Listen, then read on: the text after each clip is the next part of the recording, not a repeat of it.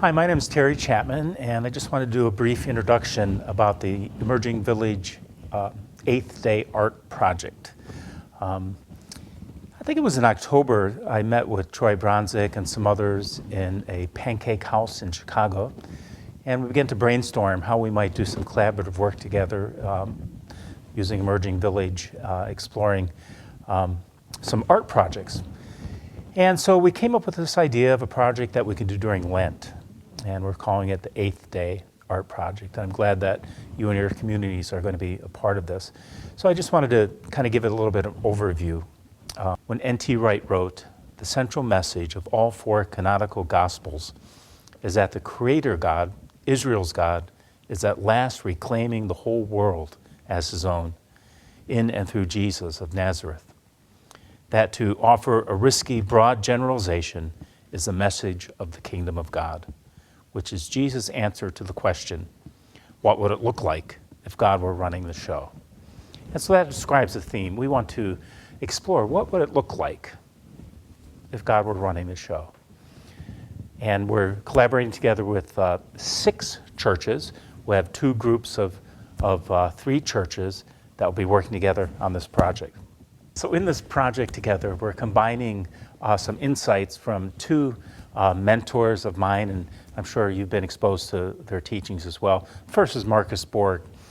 Marcus Borg preached a sermon once on John 3:16, and when he talks about the word belief in John 3:16, whoever believes in him, he talks about the historical nature of belief being more than what we've adopted as belief in the modern world. He talked about belief as being accepting certain things to be true, believing in dogma, things to be true. And he used the Latin word to describe that, assensus.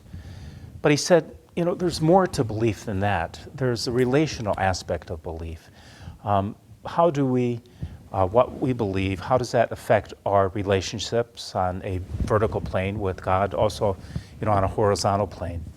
And the word to describe that is fidelitas, or fidelity. How does our faith make us faithful in our relationships, to have fidelity in our relationships? Borg talks about the opposite of that kind of whole relational belief as being idolatry. And then he goes on to say also the third aspect of belief is that of trust. He uses the Latin word fiducia to describe that. And so what are we trusting in? What are we letting go into as we think of the kingdom of God? Of course, the opposite of that part of our belief is anxiety. And so those 3 components of belief will comprise or give insight to the 3 aspects of our work together as we create our art project. Belief as thinking, belief as relationship, belief as trusting. And then we overlay on that the work of Otto Schirmer, who wrote a book a few years ago called Theory U, that basically was a map. Otto Schirmer is a social theorist at MIT. I'm sure some of you have read some of his work. But he talks about this process of transformation that begins with an open mind, an open heart, and an open will. And you'll see in the brochure that we're sending out how those 3 will, again, inform the 3 aspects of our work together. Okay, so the whole idea behind this is to explore this together. What I've learned as a pastor of a church here in New Jersey, Presbyterian church, fairly middle-class area, pretty homogeneous kind of population in our church, is that we really need to get out of our context in order to grow. We need to engage with other people who live in different contexts, who have different points of view, in order for us to really deepen in our walk as followers of Jesus. And so underneath this whole project is this idea of co-creation. And I'm so excited about these churches getting together, different churches, more emerging churches. Our church is a would-be emerging church, I guess you could say, but a fairly middle-of-the-road Presbyterian congregation. But we're going to get together through this collaborative effort, and collaboration is the key here. So I'm hoping we all can really contribute creatively to this process.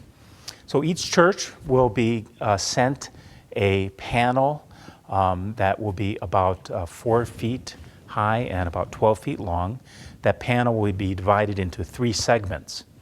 And so the first segment we're going to be reflecting on are what do we need to think? How is our thinking changed by our encounter with the reign of God in our lives and in the world?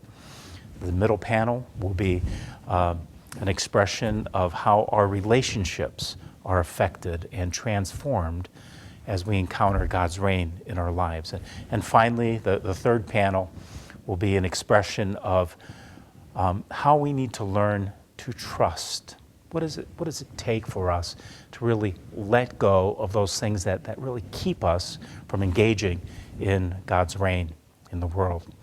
And so we're going to be together in this project for 7 weeks. We'll have 2 weeks for each of the 3 panels.